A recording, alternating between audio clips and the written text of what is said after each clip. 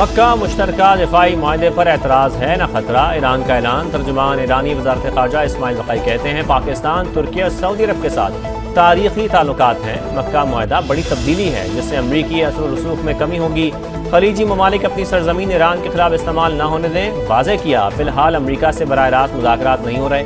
Oman کے ساتھ آبنہ Hormuz کے راستے کے نقشے پر اتفاق کر لیا۔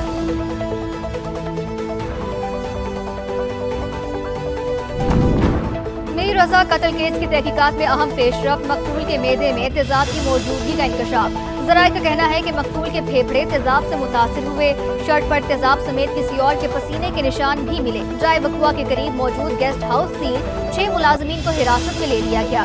زیر حراست افراد کی تعداد 21 ہو گئی۔ میر رضا کے دوست اور بزنس پارٹنرز بھی شامل۔ ڈی آئی جی کی سربراہی میں نئی تحقیقاتی کمیٹی کا پہلا اجلاس۔ آزاد کشمیر انتخابات کا تیسرا مرحلہ، پونچھ ڈویژن کے 4 حلقوں میں پولنگ، ضلع باغ کے 3 اور حویلی کے 1 حلقے میں ووٹنگ جاری۔ پیپلز پارٹی کا LA 15 اور 16 میں نون لیگ پر دھاندلی کا الزام۔ LA 16 کے پولنگ اسٹیشن نمبر 13 پر نون لیگ اور PP کارکنوں میں جھگڑا، پولنگ کا عمل کچھ دیر معطل رہا۔ آزاد کشمیر الیکشن، نون لیگ کا پیپلز پارٹی پر دھاندلی کا جوابی الزام۔ وزیراعظم کے مشیر رانا ثناء اللہ کہتے ہیں حویلی کے 1 پولنگ اسٹیشن پر عملے سے ریکارڈ چھیننے کی کوشش کی گئی۔ باغ میں بھی 3 انتخابی مراکز پر پولنگ روکنے کی کوشش کی گئی۔ PP امیدوار ضیاء قمر کے حامی معاملے میں ملوث تھے۔ نون لیگ پر دھاندلی کے الزامات لگانے والوں نے ابھی تک کوئی ثبوت نہیں دیا۔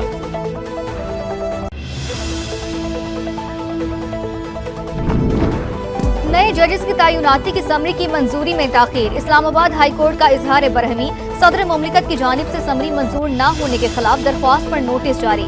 صدر وزیر اعظم کو سیکریٹریز کے ذریعے کل کے لیے نوٹس، سمری کی سٹیج پر رکی ہوئی ہے۔ وزارت قانون سے بھی کل تک جواب طلب۔ تحریک انصاف کی کال کے باوجود ارکان پارلیمنٹ ہائی کورٹ کے باہر نہ پہنچے۔ سلمان اکرم راجہ ارکان پارلیمنٹ کے اسلام آباد ہائی کورٹ نہ پہنچنے پر برہم، کہا گڑ گڑا کر ارکان پارلیمنٹ کو ہائی کورٹ آنے کا کہا تھا لیکن کوئی نہیں آیا۔ یہ بھی پتا ہے کہ 5 اگست کو کون کون نکلا اور کون صرف تنقید کرتا رہا۔ لگی لپٹی نہیں رکھوں گا، سب کے نام قوم کے سامنے لاؤں گا۔ چیئرمین FBR کمیٹی اجلاس میں کیوں نہیں آتے؟ سینٹ کی ذیلی کمیٹی برائے داخلہ کا اظہار برہمی۔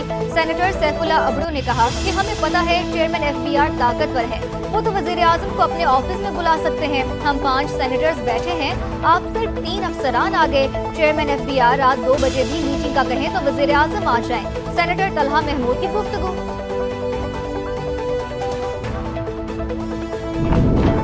امیر قطر خطے میں امن کے لیے متحرک شیخ تمیم بن حمد الثانی اور عمان کے سلطان حسن بن طارق کی دوحہ میں ملاقات، خطے کی صورتحال پر تبادلہ خیال۔ قطری حکام کے مطابق دونوں رہنماؤں نے 2 طرفہ تعلقات مضبوط بنانے پر اتفاق کیا۔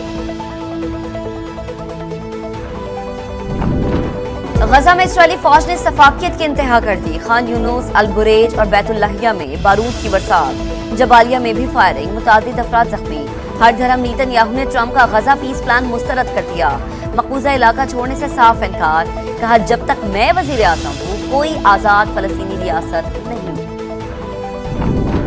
عالمی منڈی میں خام تیل کی قیمتوں میں اتار چڑھاؤ، کروڈ آئل 78، برطانوی خام تیل $84 بیرل ہو گیا۔ پاکستان اسٹاک مارکیٹ میں کاروباری ہفتے کے پہلے روز مثبت رجحان، 1,82,000 کی حد بحال۔